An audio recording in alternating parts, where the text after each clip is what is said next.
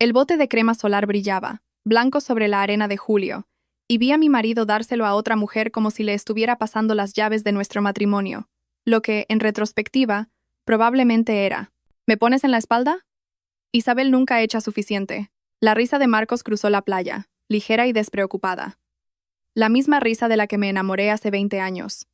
Ahora sonaba como uñas arañando una pizarra. Soy Isabel García, y hasta ese momento creía conocer a mi marido. Me gano la vida arreglando ordenadores en Tecnosoluciones Girona, una pequeña empresa a las afueras de nuestra descolorida Cadaqués. No tiene nada de glamuroso, pero paga las facturas. Marcos es el abogado de la familia, ascendiendo en Aguirre, asociados en el centro de Barcelona.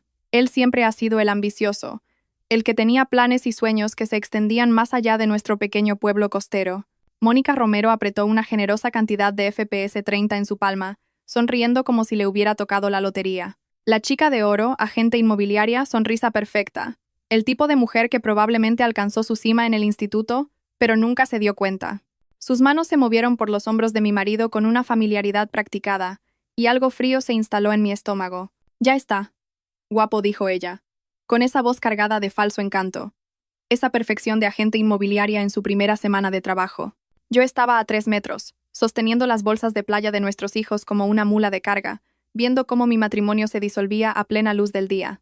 Leo, nuestro hijo de 14 años, estaba construyendo castillos de arena con su hermano de 9, Mateo, felizmente inconscientes de que su madre estaba teniendo lo que podría llamarse una epifanía.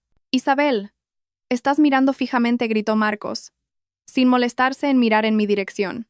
«Si tanto te preocupaba la aplicación de la crema, podrías haberte ofrecido tú primero».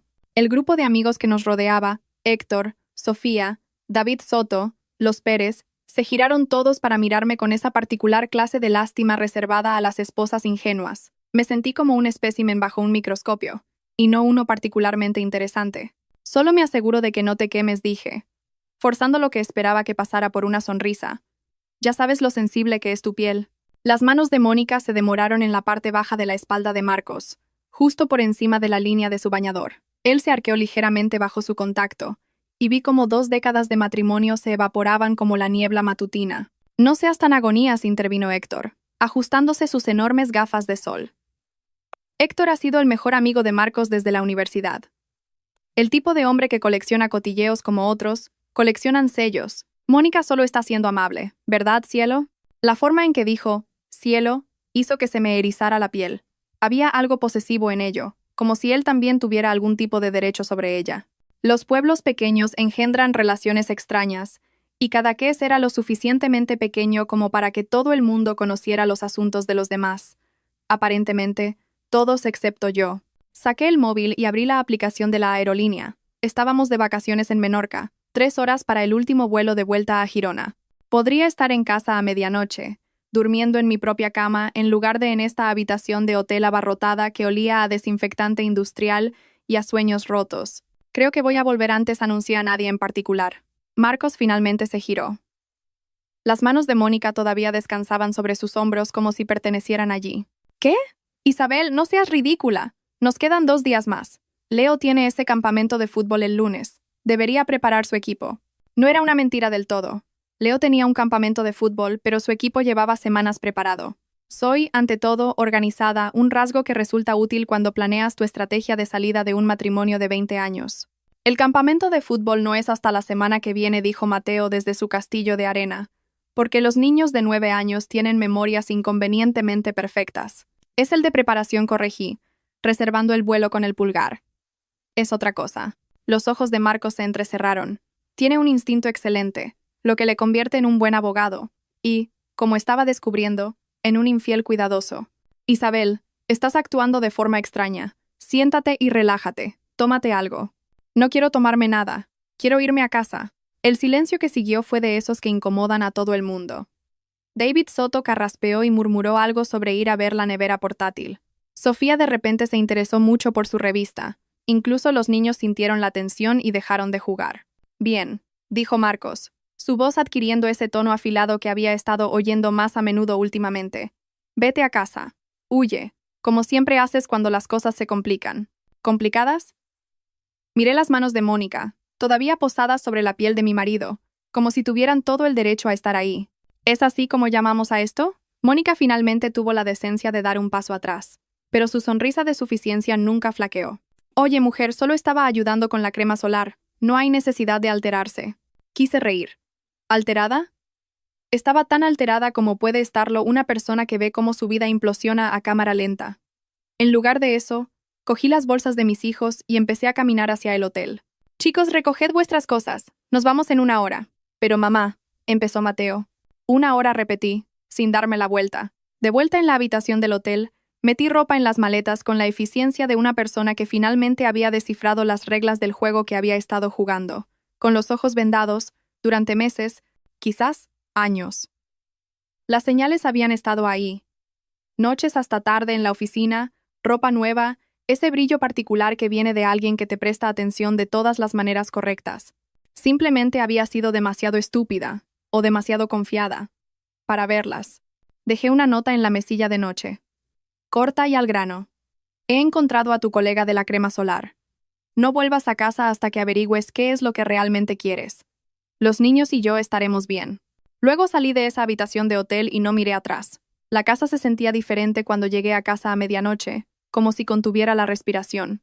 Leo y Mateo se habían quedado dormidos en el coche, y los llevé adentro uno por uno, arropándolos en sus camas con la cuidadosa precisión de una mujer que intenta no despertar a sus hijos ni a su rabia. 3 días. Eso es lo que tardó Marcos en llamar. Isabel, ¿qué demonios te pasa? Su voz llegó a través del teléfono, aguda y acusadora, como si fuera yo la que había estado frotando crema solar en el cónyuge de otra persona. Los niños preguntan dónde estás. Mateo ha estado llorando. Estaba sentada en el despacho de casa, rodeada de las herramientas de mi oficio, ordenadores, cables, equipos de diagnóstico. El zumbido familiar de la electrónica era extrañamente reconfortante, como un ruido blanco para los de inclinación técnica. Dile a Mateo que estoy en casa. ¿Dónde pertenezco? ¿Dónde estás tú? Sigo en el hotel con nuestros amigos, que están haciendo preguntas muy incómodas gracias a tu numerito de desaparecer. ¿Preguntas incómodas? Me recliné en la silla de mi escritorio, una sonrisa asomando en la comisura de mis labios. ¿Cómo qué tipo de preguntas? Sabes perfectamente qué tipo de preguntas, Isabel. No te hagas la tonta. No me hago la tonta, Marcos. Solo estoy aquí sentada en mi casa pensando en la crema solar y en lo servicial que puede ser alguna gente con su aplicación. El silencio se extendió entre nosotros como una cuerda floja. Cuando volvió a hablar, su voz de abogado estaba en pleno efecto, controlada, medida, peligrosa. Si tienes algo que decir, dilo de una vez. Creo que Mónica tiene una técnica de aplicación de crema solar muy exhaustiva, muy práctica. Estás siendo ridícula. ¿Ah, sí? Porque desde donde yo estaba parecía que había tenido mucha práctica contigo, específicamente. Otro silencio, esta vez más largo. Casi podía oír los engranajes girando en su cabeza, calculando respuestas, sopesando opciones. Es lo que le hace bueno en su trabajo, y aparentemente, bueno en el engaño. Isabel, eres una paranoica. Mónica es una amiga. Me estaba ayudando con la crema porque mi mujer estaba demasiado ocupada enfurruñada como para hacerlo ella misma. Claro. Y seguro que todos esos mensajes nocturnos que os habéis estado enviando son solo conversaciones amistosas sobre el mercado inmobiliario. La brusca inspiración me dijo que había dado en el blanco. Punto para la esposa paranoica. No sé qué crees que sabes. Sé que llevas meses diferente. Sé que te compraste calzoncillos nuevos y empezaste a ir al gimnasio. Sé que has estado trabajando hasta tarde en casos que no existen, porque llamé a tu oficina el martes pasado cuando dijiste que estarías allí hasta las 10. ¿Adivina qué? El edificio estaba vacío. ¿Llamaste a mi oficina, Isabel? Eso es ser exhaustiva. Sí, se me da bien eso. Viene con el trabajo. Te sorprendería lo que puedes averiguar cuando realmente prestas atención.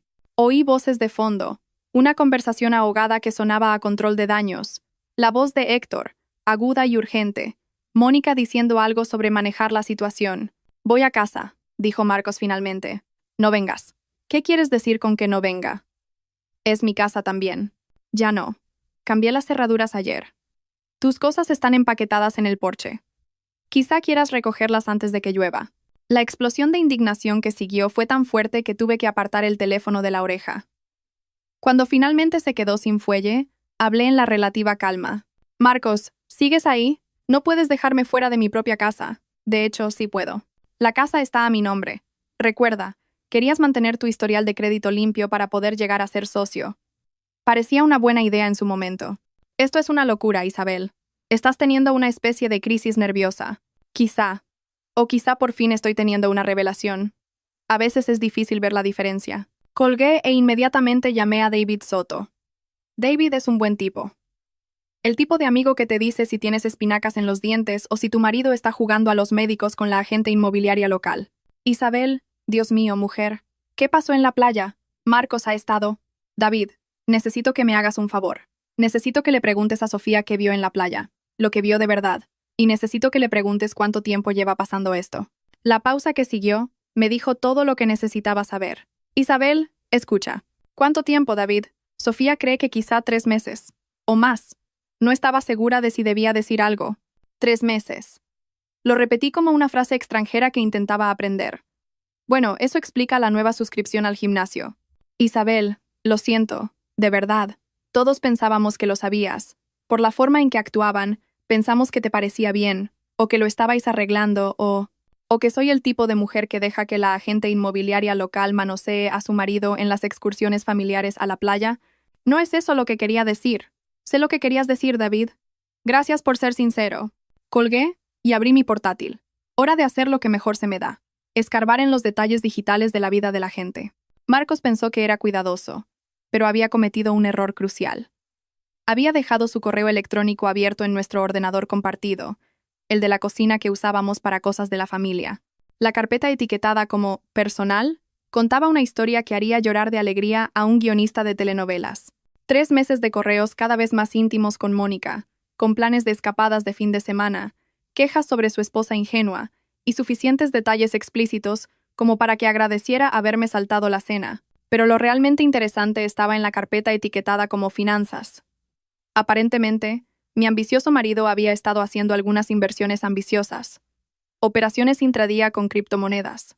Algo llamado oportunidad de retorno garantizado, que tenía todas las características de un esquema piramidal. Había perdido casi 30.000 euros de su propio dinero y estaba echando mano de nuestros ahorros conjuntos para cubrir las pérdidas. Con razón había estado trabajando hasta tarde. No había estado trabajando en absoluto. Había estado intentando salir de un agujero financiero mientras se hundía más profundamente en los brazos de Mónica Romero. Reenvié los correos más interesantes a mi cuenta personal y luego borré el historial del navegador. Si Marcos quería jugar, estaba a punto de aprender que su esposa llevaba jugando mucho más tiempo que él. Mi teléfono vibró con un mensaje de Leo. «Mamá, papá está aquí gritando en la puerta de casa. Dice que has cambiado las cerraduras. ¿Qué está pasando?» Miré por la ventana delantera. Efectivamente. Allí estaba mi marido, de pie junto a 3 maletas y un montón de cajas, toqueteando su teléfono como si intentara apuñalarlo de frustración. Levantó la vista y me vio en la ventana. E incluso a 10 metros de distancia, pude ver la furia en sus ojos. Hora del segundo asalto. Marcos se mudó con Héctor, lo que fue o lo mejor que podría haberle pasado a mis planes de venganza, o lo peor que podría haberle pasado a mi cordura. Héctor vivía en uno de esos pisos antiguos reformados en el centro de Cadaqués, de esos con paredes finas y privacidad aún más fina, perfecto para un hombre que había construido su vida social en torno a coleccionar y distribuir los secretos de otras personas. No se me escapaba la ironía de que mi marido estuviera ahora viviendo con el mayor cotilla del pueblo, mientras intentaba mantener sus propios secretos a salvo. Le di una semana antes de hacer mi siguiente movimiento. Durante esa semana, Marcos llamó 17 veces. Envió 43 mensajes de texto y se presentó en mi oficina 2 veces. Ignoré las llamadas, borré los mensajes y hice que la seguridad del edificio lo escoltara fuera en ambas ocasiones. Los niños se quedaban conmigo durante la semana y pasaban los fines de semana en casa de Héctor, un acuerdo que convenía a todos excepto a Marcos, que estaba aprendiendo que ser el villano en la historia de tu propia vida tiene ciertas desventajas. Leo, bendito sea su corazón adolescente, había deducido la mayor parte de la situación por su cuenta. Me acorraló en la cocina mientras Mateo se preparaba para ir al colegio. «Papá te ha estado engañando, ¿verdad?» Casi me atraganto con el café. «Leo, eso no es algo que debamos». «Mamá, tengo 14 años, no 4. Vi cómo se comportaba en la playa, y le oí hablar por teléfono con Héctor anoche cuando se suponía que estaba dormido. Estaba llorando y diciendo algo sobre que tú lo habías arruinado todo. ¿Que yo lo he arruinado todo?» Eso es lo que dijo. Pero Héctor le dijo que estaba siendo un dramático y que se te pasaría cuando entraras en razón. Leo hizo comillas en el aire con los dedos, un gesto que de alguna manera hizo que la traición se sintiera aún más aguda. «¿Y tú qué piensas de todo esto?», le pregunté. porque a veces la mejor manera de manejar a un adolescente es tratarlo como el casi adulto que intenta ser. Creo que papá es un idiota, dijo Leo con naturalidad. Y creo que deberías hacérselo pagar, de la boca de los niños y los adolescentes de 14 años. Esa tarde, llamé al señor Castillo, nuestro vecino de 70 años que había elevado el cotilleo a la categoría de arte. El señor Castillo sabía todo de todos en Cadaqués. Y lo que es más importante, no era tímido a la hora de compartir lo que sabía. Isabel, querida, ¿cómo lo llevas? Me he enterado de que Marcos se ha ido de casa. Qué pena cuando los matrimonios se rompen.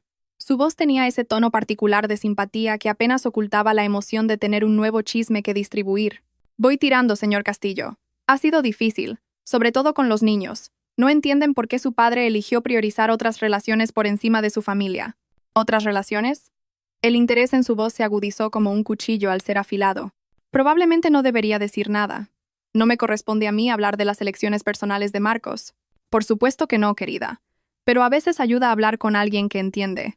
Dejé escapar un suspiro cuidadosamente elaborado. Supongo que no es ningún secreto que ha estado pasando mucho tiempo con Mónica Romero.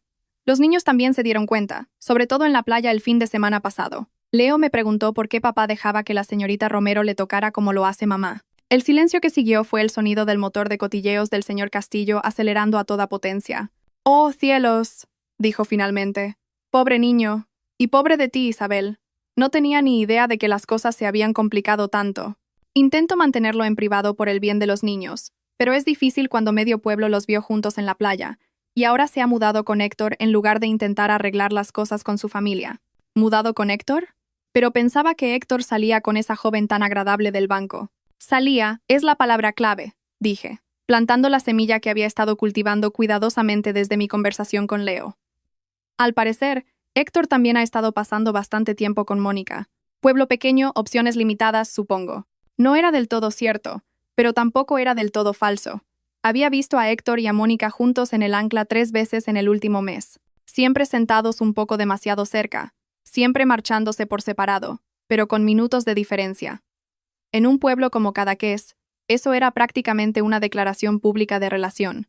«Oh, Dios mío», respiró el señor Castillo. «No pensarás que...». «Yo no pienso nada, señor Castillo. Solo intento centrarme en mis hijos y seguir adelante con mi vida».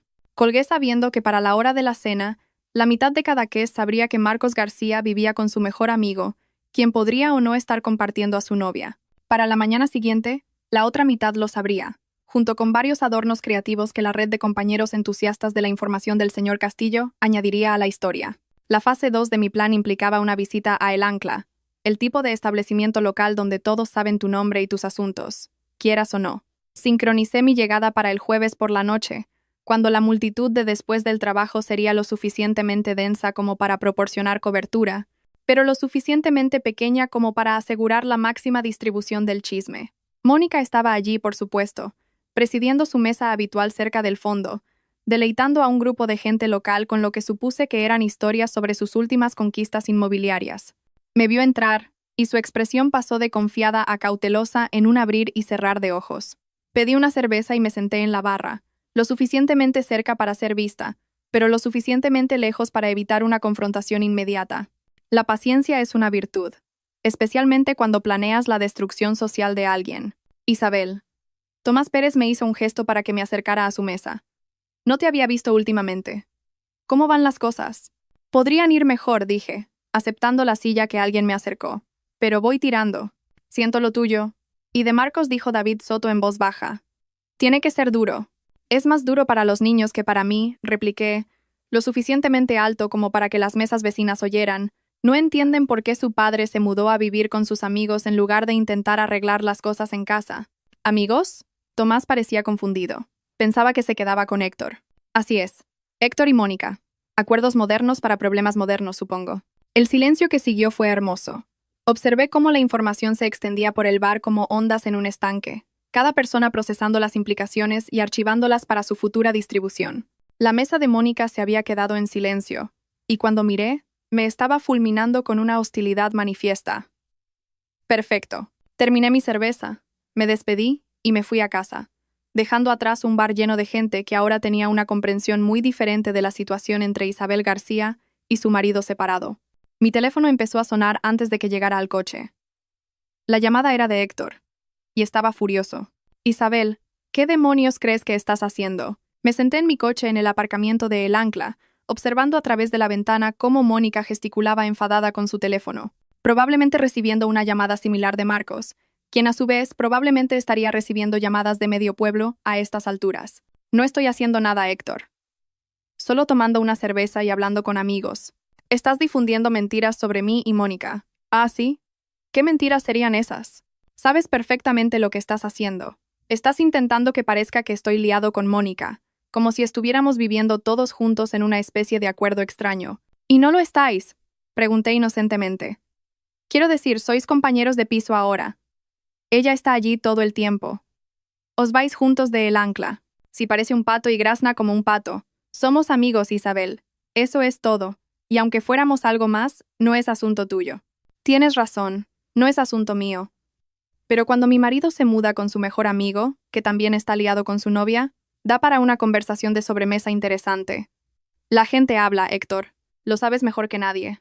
El silencio se alargó lo suficiente como para contar a 3 personas saliendo del bar y revisando sus teléfonos mientras caminaban hacia sus coches. La red de cotilleos de Cadaqués funcionaba a pleno rendimiento. Isabel, tienes que parar esto. Estás haciendo daño a todo el mundo, incluidos tus propios hijos. Mis hijos están bien. Viven con su madre en su propia casa. Van a sus propios colegios, duermen en sus propias camas.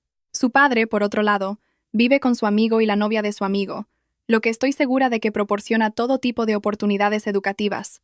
Eso no es lo que está pasando. Entonces, ¿qué está pasando, Héctor? Explícamelo, porque desde mi punto de vista, parece que mi marido dejó a su familia para irse a vivir con su novia y su mejor amigo. Si hay otra interpretación, soy toda oídos. Colgué antes de que pudiera responder y conduje a casa, donde Leo me esperaba con un tazón de helado y una sonrisa de complicidad. ¿Cómo ha ido, mamá? Tu padre va a estar muy descontento conmigo. Bien, dijo Leo, y lo dijo en serio. La mañana siguiente trajo un mensaje de Marcos. Tenemos que hablar. Nos vemos en Aguirre. Asociados a las 10. Me presenté a las 9:45, vestida con mis mejores pantalones de pinzas y una camisa de botones, con el aspecto exacto de lo que era, una especialista en informática de clase media que se había topado con una situación que la superaba con creces. Marcos esperaba en la sala de conferencias, flanqueado por su jefa, Carmen Aguirre, y con la misma cara de haber dormido tan bien como yo, es decir, nada en absoluto. Isabel, gracias por venir, dijo la señora Aguirre, extendiendo la mano como si fuéramos viejas amigas en lugar de una abogada y la mujer cuyo marido estaba destruyendo su carrera con una espectacular falta de juicio. Marcos pensó que sería bueno que nos sentáramos todos a discutir la situación. ¿Qué situación sería esa?, pregunté, tomando asiento frente a ellos. La situación en la que usted está difundiendo rumores maliciosos sobre mi cliente y dañando su reputación en la comunidad, dijo Aguirre con suavidad. ¿Rumores maliciosos? Saqué mi teléfono y abrí la carpeta de correos electrónicos que había estado guardando para esta misma ocasión. ¿Se refiere al rumor de que ha estado teniendo una aventura con Mónica Romero durante los últimos 3 meses? Porque tengo unos 40 correos electrónicos que sugieren que eso no es un rumor en absoluto. El rostro de Marcos se puso blanco. La expresión de Aguirre no cambió, pero vi sus ojos lanzarle una mirada que podría haber sido de molestia. O quizás se refiere al rumor de que ha perdido 30.000 euros haciendo operaciones intradía y metiendo mano en nuestras cuentas conjuntas para cubrir sus pérdidas, porque tengo extractos bancarios que cuentan esa historia con bastante claridad también. Isabel, estás sacando las cosas de contexto, dijo Marcos, con la voz tensa. Y déjeme que le lea este correo del martes pasado. No puedo esperar a sentir tus manos sobre mí de nuevo. Isabel trabaja hasta tarde, así que tenemos la casa para nosotros hasta las 10. No. Eso me parece bastante claro. ¿Qué contexto me estoy perdiendo? Aguirre carraspeó. Señora García, entiendo que esté disgustada, pero... No estoy disgustada, señora Aguirre. Estoy informada. Hay una diferencia. Deslicé el dedo por mi teléfono. Aquí hay otro bueno. Isabel es tan ingenua. Probablemente no se daría cuenta si lo hiciéramos en la mesa de la cocina. Cosas románticas. Realmente hacen que una esposa se sienta valorada. Marcos se levantó bruscamente. No tengo por qué escuchar esto. En realidad, sí, dije con calma. Porque esto es solo el tráiler. El largometraje completo empieza el lunes por la mañana cuando presente la demanda de divorcio. Y estos correos pasarán a ser de dominio público, junto con los estados financieros, los registros telefónicos y la cronología muy detallada que he elaborado de sus actividades extracurriculares. Aguirre se inclinó hacia adelante. Señora García, Quizá podamos llegar a un acuerdo. Una disolución discreta, expedientes sellados, todos siguen adelante con su dignidad intacta. ¿Dignidad? Me reí, y sonó más áspero de lo que pretendía. ¿Dónde estaba la dignidad cuando mi marido dejaba que otra mujer le pusiera crema solar delante de nuestros hijos y de medio pueblo? ¿Dónde estaba la dignidad cuando se quejaba a su amante de su ingenua esposa, que trabajaba 60 horas a la semana para apoyar su carrera de abogado? Isabel, por favor, dijo Marcos, y por primera vez desde que empezó todo esto, sonaba genuinamente desesperado. Piensa en Leo y Mateo. ¿De verdad quieres que vean a sus padres destruirse mutuamente de esta manera? Lo miré durante un largo momento.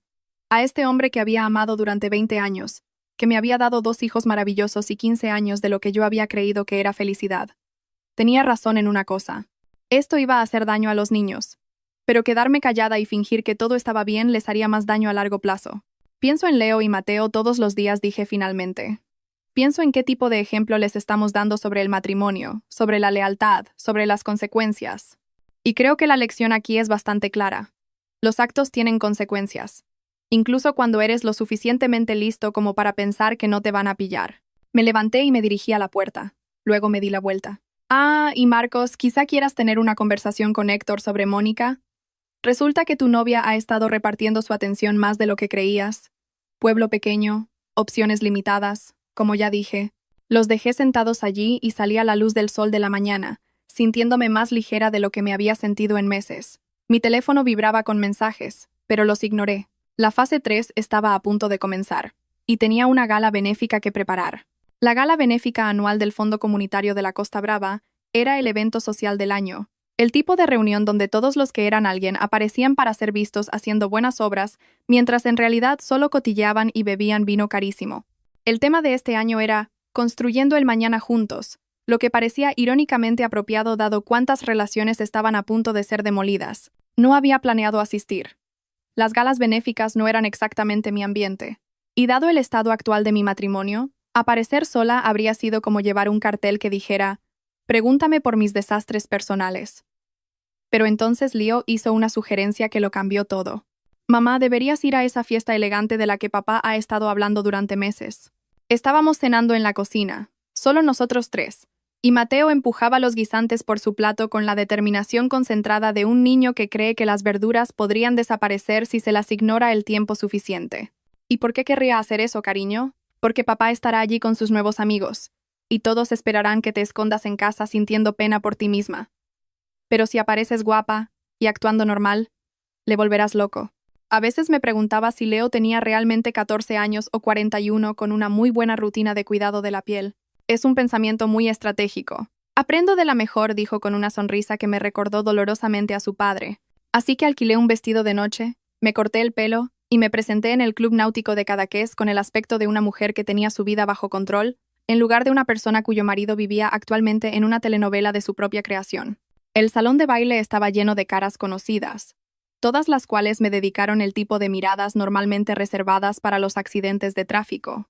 Fascinación horrorizada mezclada con el alivio de que no les estuviera pasando a ellos.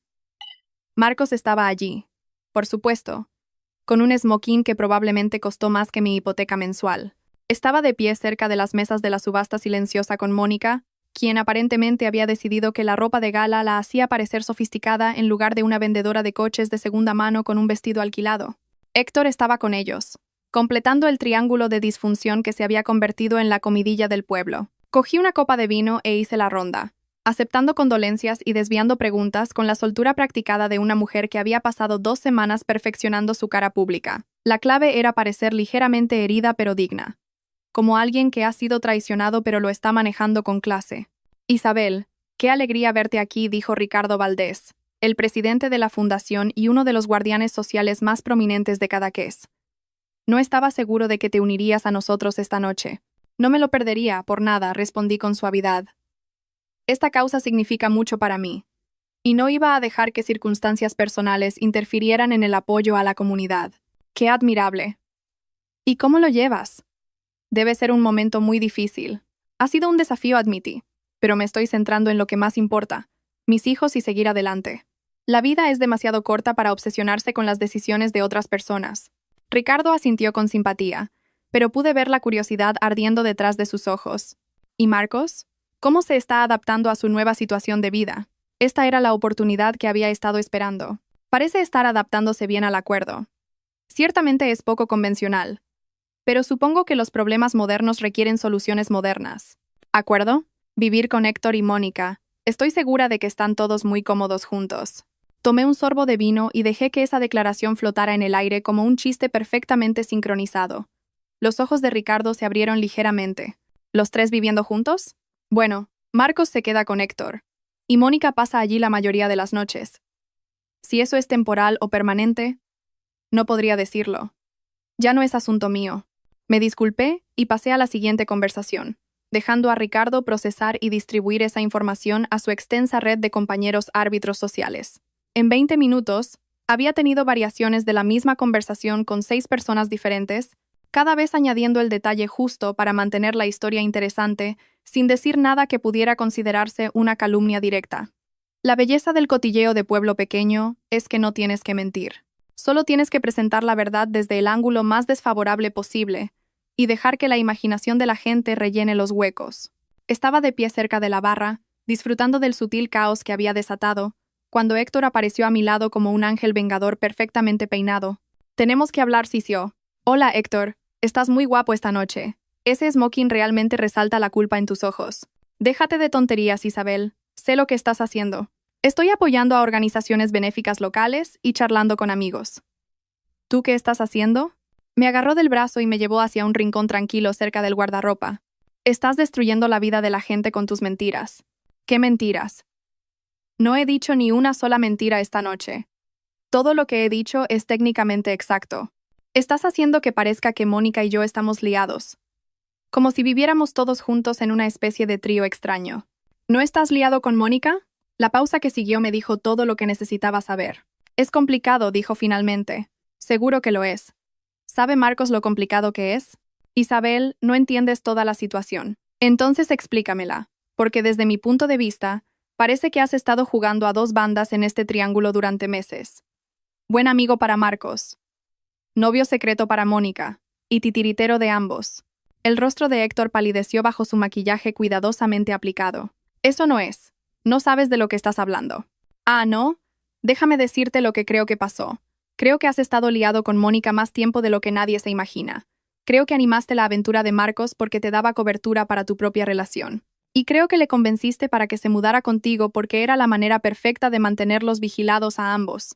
Estás loca. ¿Lo estoy? Entonces explica por qué el característico descapotable rojo de Mónica estaba aparcado fuera de tu casa todos los martes por la noche durante los últimos 6 meses, siempre marchándose antes del amanecer. Explica por qué sabías de los problemas financieros de Marcos antes que yo. Explica por qué estabas tan ansioso porque se mudara contigo en lugar de intentar arreglar las cosas con su mujer. Héctor me miró como si me hubiera salido una segunda cabeza. ¿Cómo sabes lo de los martes por la noche? Soy buena en mi trabajo, Héctor. Y mi trabajo consiste en prestar atención a los detalles que otros pasan por alto. Saqué mi teléfono y le mostré una foto que había tomado hacía 3 semanas. El descapotable rojo de Mónica aparcado en su entrada a las 11 de la noche. Tengo docenas de estas, de hace meses. ¿Quieres verlas? Isabel, me estás asustando. Bien, deberías estar asustado. Porque mientras tú has estado jugando con mi familia, yo he estado recopilando pruebas. Y mañana por la mañana, voy a tener una conversación muy interesante con Marcos sobre el papel de su mejor amigo en la destrucción de nuestro matrimonio. Empecé a alejarme. Luego, me di la vuelta. Ah, y Héctor, quizá quieras empolvarte la cara. Estás empezando a sudar y la gente empieza a mirar. Lo dejé allí plantado y volví al salón de baile, donde el entretenimiento de la noche estaba a punto de comenzar. Pero el verdadero espectáculo ya había empezado, y yo tenía asientos de primera fila para ver cómo mis planes cuidadosamente trazados daban sus frutos. A la mañana siguiente, me desperté con 17 llamadas perdidas y 43 mensajes de texto. Marcos aparentemente había pasado la noche procesando las implicaciones de mi conversación con Héctor, y los resultados eran tan explosivos como esperaba. El último mensaje, enviado a las 3:47 a.m., era el más interesante. Nos vemos en la Masía. A las 12. Ven sola. Terminamos esto hoy. La Masía era una pequeña casa de campo que Marcos había heredado de su abuela, a unos 20 minutos del pueblo, cerca del lago de Bañoles. Habíamos pasado algunos de nuestros momentos más felices allí en los primeros años de nuestro matrimonio, cuando todavía nos gustábamos y pensábamos que estábamos construyendo algo que duraría para siempre. La ironía de terminar las cosas donde las habíamos empezado no se me escapaba. Dejé a los niños en casa de mi madre con instrucciones de que me llamaran cada hora, y luego conduje hacia el lago con una mezcla de anticipación y pavor. Este era el momento. La confrontación final hacia la que había estado construyendo durante semanas. Todo lo que había hecho, cada movimiento que había realizado, había conducido a este instante. La masía parecía más pequeña de lo que recordaba, desgastada por años de inviernos y abandono. El coche de Marcos ya estaba allí, aparcado junto al descapotable rojo de Mónica y el SUV blanco de Héctor. Aparentemente, Ben sola tenía un significado diferente en los círculos de adulterio que en el resto del mundo. Me senté en mi coche un momento, mirando los 3 vehículos que representaban la destrucción de mi matrimonio de 20 años, y sentí que algo se asentaba en mi pecho. No paz exactamente, sino una especie de sombría satisfacción. Había jugado este juego mejor de lo que ninguno de ellos esperaba, y ahora era el momento de recoger mis ganancias. La puerta de la masía se abrió mientras subía por el camino, y Marcos salió al porche. Parecía agotado, como alguien que ha pasado semanas huyendo de consecuencias que finalmente le han alcanzado. «Gracias por venir», dijo en voz baja. «No me lo perdería por nada». «¿Es aquí donde me dices que todo es un malentendido y me ruegas que vuelva contigo?» No dijo, y había algo en su voz que no había oído antes. Resignación quizá, o simplemente agotamiento. «Es aquí donde te digo que tú ganas». Lo seguí adentro, donde Mónica y Héctor estaban sentados en extremos opuestos del viejo sofá como boxeadores en sus esquinas antes del asalto final. La tensión en la habitación era tan densa que se podía cortar con un cuchillo. «Isabel», dijo Mónica, levantándose con esa falsa confianza que viene de saber que estás a punto de recibir una paliza, pero esperando mantener algo de dignidad en el proceso. «Mira, mujer, creo que todos necesitamos sentarnos». «Mónica», dije con calma. «Los adultos están hablando». Se sentó. Miré alrededor de la habitación a las 3 personas que habían pasado meses mintiéndome, manipulándome, y en general tratándome como un obstáculo para sus diversos planes. Todos parecían miserables, que era exactamente como lo había planeado. «Bueno», dije, acomodándome en el viejo sillón reclinable que había sido mi lugar favorito en tiempos más felices. «¿Quién quiere empezar?» «Isabel». «Lo siento», comenzó Marcos. «Sé que eso no arregla nada, pero necesito que sepas que nunca quise que las cosas se complicaran tanto». «¿Complicadas?», repetí. Es una elección de palabra interesante. Yo habría optado por destructivas, o egoístas, o quizá espectacularmente estúpidas, pero complicadas también funciona. Cometí errores. Tomaste decisiones, Marcos. Hay una diferencia. Los errores son accidentales. Las decisiones son deliberadas. Elegiste tener una aventura. Elegiste mentirme durante meses. Elegiste mudarte en lugar de intentar arreglar las cosas. Esos no fueron errores. Fueron decisiones. Héctor carraspeó. «Isabel, creo que deberías saber que nunca quise que nada de esto sucediera. Solo intentabas ser un buen amigo para Marcos, animándole a engañar a su mujer con tu novia». «Mónica no es mi novia». «Ah, ¿no?» Saqué mi teléfono y busqué una de mis capturas de pantalla favoritas. Porque este mensaje de ella a ti del mes pasado dice: «No puedo esperar a que Marcos se instale para que podamos dejar de escondernos». Eso suena bastante a novios para mí. El silencio que siguió fue hermoso. Observé la cara de Marcos mientras procesaba las implicaciones. Vi el momento en que se dio cuenta de que su mejor amigo y su amante le habían estado engañando tan a fondo como me habían estado engañando a mí. «Héctor». La voz de Marcos era apenas un susurro. «Marcos, puedo explicarlo». «¿Cuánto tiempo?» Marcos se levantó, y reconocí la expresión en su rostro. Era la misma mirada que ponía cuando interrogaba a un testigo hostil. «¿Cuánto tiempo lleváis juntos tú y Mónica?» Héctor miró a Mónica, que estudiaba sus manos como si contuvieran los secretos del universo. «Es complicado». «Todo es complicado con vosotros», dije. «Dejadme simplificarlo. Héctor y Mónica llevan liados más de un año. Héctor fomentó tu aventura porque le daba cobertura para su propia relación y porque pensó que sería entretenido ver implosionar tu matrimonio. Te convenció para que te mudaras con él para poder controlar ambos lados de la situación y mantener a su novia cerca sin que nadie hiciera preguntas incómodas». «Eso no es verdad», protestó Héctor, pero su voz carecía de convicción. «¿No lo es? Entonces explica por qué estabas tan ansioso por escuchar cada detalle sobre la aventura de Marcos. Explica por qué lo presionaste para que me dejara en lugar de intentar arreglar las cosas. Explica por qué le sugeriste que se mudara contigo en lugar de buscar su propio piso». Marcos miraba a su mejor amigo como si lo viera por primera vez.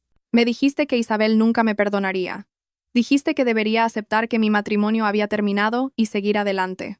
Estaba tratando de ayudarte a ver la realidad. Estabas tratando de ayudarte a ti mismo, interrumpí. Y lo hiciste bastante bien además, justo hasta que subestimaste a la esposa ingenua. Mónica finalmente encontró su voz. Isabel, mira, sé que estás enfadada, pero… No estoy enfadada, Mónica. Enfadada es lo que sientes cuando alguien se te cruza en el tráfico. Lo que yo siento es algo mucho más enfocado que eso. Me levanté y caminé hacia la ventana que daba al lago. El agua estaba en calma, reflejando el cielo de la tarde como un espejo. Era un lugar pacífico, tranquilo de una manera que hacía que el caos de las últimas semanas pareciera casi surrealista. Esto es lo que va a pasar, dije, todavía mirando el agua. Marcos, vas a firmar los papeles de divorcio que preparé, aceptando la plena responsabilidad por la ruptura de nuestro matrimonio. Vas a aceptar la custodia compartida con residencia principal conmigo. Y vas a explicarles a Leo y Mateo por qué elegiste destruir su familia. Isabel, no he terminado. También vas a devolver los 30.000 euros que perdiste jugando con nuestros ahorros, con intereses. Y lo vas a hacer sin impugnar el divorcio ni intentar reclamar ninguna parte de la casa, los planes de pensiones o cualquier otra cosa que construimos juntos durante 20 años de matrimonio. Eso no es justo. ¿Justo? Me di la vuelta y lo miré. ¿Quieres hablar de lo que es justo? ¿Era justo cuando te quejabas a tu amante de tu esposa ingenua? ¿Era justo cuando planeabas escapadas de fin de semana mientras yo hacía horas extras para apoyar tu carrera? ¿Era justo cuando dejaste que otra mujer te pusiera las manos encima delante de nuestros hijos? Marcos empezó a llorar, pero no sentí nada. Las lágrimas que podrían haberme conmovido hacía 6 meses ahora solo parecían manipulación. Mónica, continué. Vas a mantenerte alejada de mi familia permanentemente. Si te veo cerca de mi casa, de mis hijos o en cualquier lugar donde yo esté, voy a hacer tu vida muy desagradable de formas que te sorprenderán. No puedes amenazarme.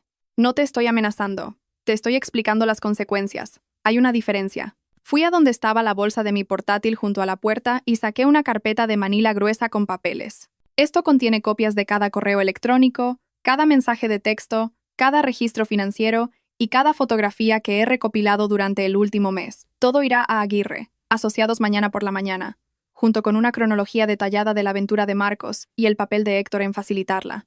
También irá al colegio de abogados, ya que Marcos ha estado utilizando recursos de la firma para llevar a cabo sus asuntos personales. Isabel, por favor, susurró Marcos. Mi carrera. Deberías haber pensado en eso antes de decidir llevar tu aventura usando tu correo del trabajo. ¿De verdad pensaste que no revisaría los registros del ordenador? Miré alrededor de la habitación por última vez a estas 3 personas que se creían mucho más listas que la aburrida especialista en informática, que arreglaba sus ordenadores, pagaba sus facturas y nunca hacía preguntas incómodas. ¿Sabéis qué es lo más gracioso?, dije. Todos pensabais que era una ingenua. Pensabais que era demasiado confiada, demasiado inocente, demasiado aburrida para darme cuenta de lo que realmente estaba pasando. Y teníais razón, durante un tiempo. Pero lo que pasa cuando subestimas a la gente es que, al final, te sorprenden. Me dirigí a la puerta, luego me detuve y miré a Marcos. 20 años, Marcos. 20 años de matrimonio y los tiraste a la basura por 3 meses con una agente inmobiliaria de pueblo que te estaba engañando con tu mejor amigo. Espero que valiera la pena. Salí de esa masía y no miré atrás. Detrás de mí, podía oír voces que se alzaban, acusaciones que volaban. El sonido de 3 personas que finalmente se volvían unas contra otras de la misma manera que se habían vuelto contra mí durante meses. Me subí a mi coche y conduje a casa, con mis hijos, que me esperaban con preguntas de los deberes e historias sobre su día y todas las hermosas y normales complicaciones de la vida real. Las otras complicaciones, las que involucraban crema solar, secretos y una venganza de tierra quemada, finalmente habían quedado atrás. El juego había terminado, y por primera vez en meses, yo había ganado.